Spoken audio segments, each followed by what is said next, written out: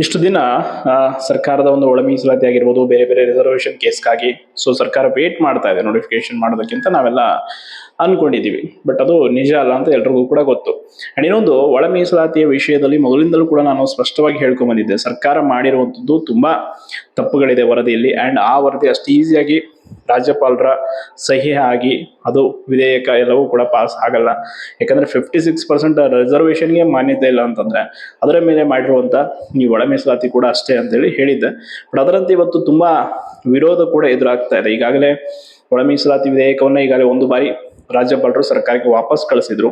And ಈಗ ಮತ್ತೊಮ್ಮೆ ಒಳ ಮೀಸಲಾತಿ ವಿರುದ್ಧವಾಗಿ ಬಲಗೈ ಸಮುದಾಯ ನಮ್ಗೆ ಈ ಒಳ ಮೀಸಲಾತಿನೇ ಬೇಡ, ಇದನ್ನ ವಿಧೇಯಕವನ್ನೇ ರದ್ದು ಮಾಡಿಬಿಡಿ, ಇದರಲ್ಲಿ ಕಂಪ್ಲೀಟ್ ಆಗಿ ನಮಗೆ ಅನ್ಯಾಯ ಆಗಿದೆ ಅಂತೇಳಿ ರಾಜ್ಯಪಾಲರಿಗೆ ಪತ್ರವನ್ನ ಬರೆದಿದ್ದಾರೆ.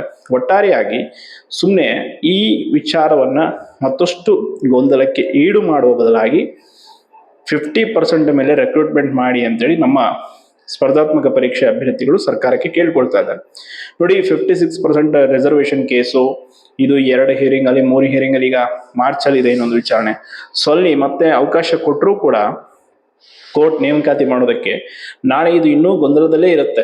ಆರ್ಡರ್ ಕಾಪಿಗೂ ಕೂಡ ತೊಂದರೆನೆ. ಅದಕ್ಕೆ ಅದು ಏನಾದರೂ ಕೋರ್ಟ್ ಅಲ್ಲಿ ಫೈನಲ್ ಆಗೋವರೆಗೂ ಆಗಲಿ, ಬಟ್ 50 ಮೇಲೆ ಈಗ ಸದ್ಯಕ್ಕೆ ನೇಮಕಾತಿಗಳನ್ನ ಮಾಡಿ ಅಂತೇಳಿ ಅಭ್ಯರ್ಥಿಗಳ ಒಂದು ಬೇಡಿಕೆ ಇದೆ. ಅದರ ಜೊತೆ ಈ ಒಳ ಮೀಸಲಾತಿ ಅಂತೂ ಅಷ್ಟು ಈಸಿಯಾಗಿ ಮುಗಿಯೋಕೆ ಕಾಣ್ತಾ ಇಲ್ಲ. ಕಾರಣ, ಒಂದ್ ಕಡೆ ಅಲೆಮಾರಿ ಸಮುದಾಯದವ್ರು ಕೇಸ್ ಹಾಕೊಂಡಿದ್ದಾರೆ, ಅವ್ರಿಗೂ ಕೂಡ ಅನ್ಯಾಯ ಆಗಿದೆ ಅಂತೇಳಿ ಈಗ ಮತ್ತೆ ಇದರಲ್ಲೇ ಬಲಗೈ ಮತ್ತೆ ಎಡಗೈ ಸಮುದಾಯ ಅಂತೇಳಿ ಬಲಗೈ ಸಮುದಾಯದವರು ನಮಗೆ ಅನ್ಯಾಯ ಆಗಿದೆ, ಇದರಲ್ಲಿ ಹೆಚ್ಚು ಕಡಿಮೆ ಮಾಡಿದ್ದಾರೆ ತಾರತಮ್ಯ ಮೀಸಲಾತಿ ಹಂಚಿಕೆಯಲ್ಲಿ ಅಂತೇಳಿ ತುಂಬಾ ಈಗ ಡಿಸ್ಪ್ಯೂಟ್ಗಳನ್ನ ಮಾಡ್ತಾ ಇದ್ದಾರೆ. ನಾಳೆ ಅವರು ನ್ಯಾಯಾಲಯಕ್ಕೂ ಕೂಡ ಹೋಗ್ಬೋದು. ಈಗಾಗಲೇ ರಾಜ್ಯಪಾಲರಿಗೆ ಪತ್ರ ಬರೆದಿದ್ದಾರೆ, ಅಂದ್ರೆ ನೀವು ಇದನ್ನ ರದ್ದುಪಡಿಸಿ, ಯಾವುದೇ ಕಾರಣಕ್ಕೂ ಎಕ್ಸೆಪ್ಟ್ ಮಾಡಬೇಡಿ ಅಂತೇಳಿ. ಈ ರೀತಿಯಾದಂಥ ಸಮಸ್ಯೆ ನಡುವೆ ನಮಗೆ ನೇಮಕಾತಿ ಆಗುತ್ತಾ ಇಲ್ವೋ ಅನ್ನುವಂಥದ್ದು ದೊಡ್ಡ ಚಿಂತೆ. ಈ ಚಿಂತೆಯ ನಡುವೆ ಲಕ್ಷಾಂತರ ಜನ ಆಸ್ಪಿರೆಂಟ್ಸು ದಿನೇ ದಿನೇ ದಿನೇ ದಿನೇ ಈ ವಿಷಯದ ಬಗ್ಗೆ ಯೋಚನೆ ಮಾಡಿ ತಲೆ ಕೆಡಿಸ್ಕೊಂಡು ಹೆಂಗಾಗಿದೆ ಪರಿಸ್ಥಿತಿ ಅನ್ನೋದು ಹೇಳ್ತಿರೋದು. ಒಂದ್ ಕಡೆ ಕೋರ್ಟಲ್ಲಿ ಅವಕಾಶ ಸಿಗುತ್ತಾ ಅಂತ ಕಾಯೋದು, ಇನ್ನೊಂದ್ ಕಡೆ ಒಳ ಮೀಸಲಾತಿ ಕ್ಲಿಯರ್ ಆಗುತ್ತಾ ಅಂತ ಕಾಯೋದು, ಇನ್ನೊಂದ್ ಕಡೆ ಯಾವಾಗ ರೆಕ್ರೂಟ್ಮೆಂಟ್ ಮಾಡ್ತಾನೆ, ಎಷ್ಟು ಹುದ್ದೆಗಳ ಖಾಲಿ ಇದೆ, ಯಾವಾಗ ಆರ್ಥಿಕ ಇಲಾಖೆ ಅನುಮೋದನೆ ಕೊಡುತ್ತೆ.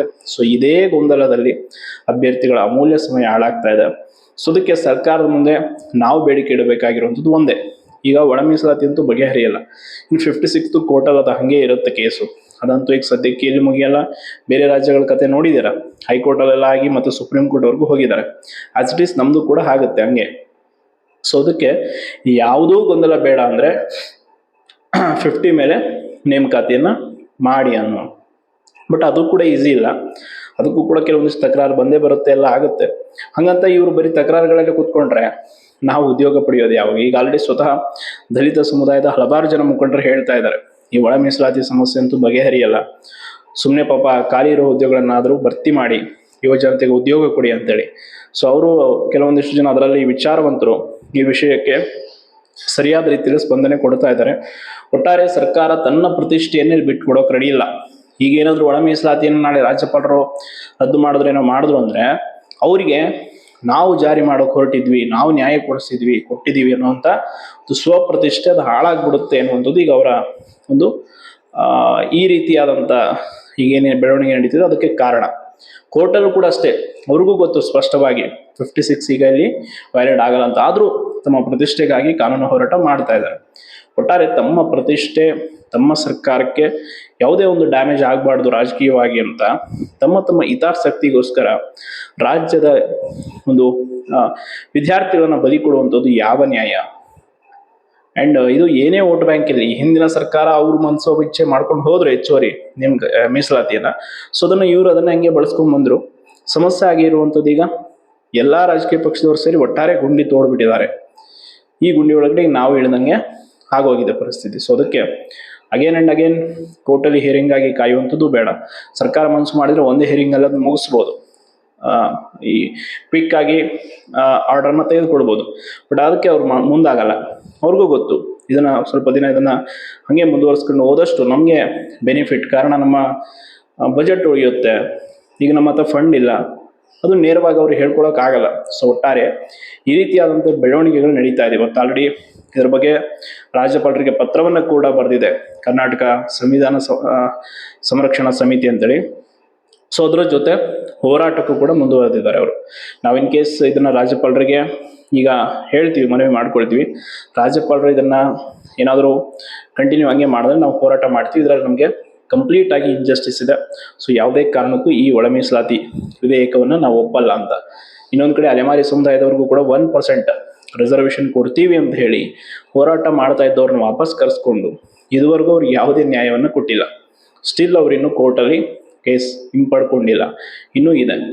ಸೊ ಇಂಥ ಬೆಳವಣಿಗೆಗಳ ನಡುವೆ ಸರ್ಕಾರಕ್ಕೆ ಯಾವುದೇ ಸೀರಿಯಸ್ನೆಸ್ ಅಂತೂ ಇಲ್ಲ. ಒಟ್ಟಿನಲ್ಲಿ ಅವ್ರಿಗೆ ಬೇಕಿರುವಂಥದ್ದು ನಾವು ಮಾಡಿದ್ದೀವಿ, ನಮ್ಮ ಕಡೆಯಿಂದ ಆಯಿತು ಅನ್ನುವಂಥ ಸ್ವಪ್ರತಿಷ್ಠೆ ಮತ್ತು ತಮ್ಮ ಒಂದು ರಾಜಕೀಯ ಹಿತಾಸಕ್ತಿಯ ಹೊರತು ಬೇರೇನೂ ಅಲ್ಲ ಅನ್ನೋಂಥದ್ದು ಸ್ಪಷ್ಟವಾಗಿ ತಿಳಿತಾ ಇದೆ. ಸೊ ಅದಕ್ಕೆ ನೇಮಕಾತಿಗಾಗಿ ಕಾಯ್ತಾ ಇರುವಂಥ ಆಸ್ಪಿರೆಂಟ್ಸ್ಗಳಿಗೆ ನಾನು ಹೇಳೋದು ಸಿಂಪಲ್, ಏಜ್ ಇದೆ ಅಂತಂದರೆ ಮತ್ತಷ್ಟು ದಿನ ನೀವು ಈ ಒಂದು ಗೊಂದಲಗಳ ನಡುವೆ ವೇಟ್ ಮಾಡಿ. ಇಲ್ಲ ಅನ್ನೋವಂಥವ್ರು ಬೇರೆ ಬೇರೆ ಕೆಲಸಗಳನ್ನ ನೋಡಿಕೊಂಡು ಪ್ರಿಪ್ರೇಷನ್ ಮಾಡಿ. ಯಾಕೆ ಅಂತಂದರೆ ಇದು ಇವತ್ತೇ ಮುಗಿಯುತ್ತೆ ನಾಳೆ ಮುಗಿಯುತ್ತೆ ಅನ್ನೋದಕ್ಕೆ ಯಾವ ಸ್ಪಷ್ಟವಾದಂಥ ಒಂದು ಮಾಹಿತಿ ಕೂಡ ಇಲ್ಲ. ಈಗ ಕೋರ್ಟ್ ಕೇಸ್ ಕೂಡ ಅಷ್ಟೇ, ಮಾರ್ಚಲ್ಲೇ ಎಂಡ್ ಆಗುತ್ತೆ, ಅದೇ ಲಾಸ್ಟ್ ಹಿಯರಿಂಗ್, ನೋ, ಮತ್ತಷ್ಟು ಮುಂದೆ ಹೋಗ್ಬೋದು. ಸೊ ಅದಕ್ಕೆ ಇಷ್ಟು ಇವತ್ತಿನ ಒಂದು ಬೆಳವಣಿಗೆಯನ್ನು ತಿಳಿಸಿದ್ದೀನಿ ಅಂತ ಹೇಳ್ತಾ ಧನ್ಯವಾದಗಳು.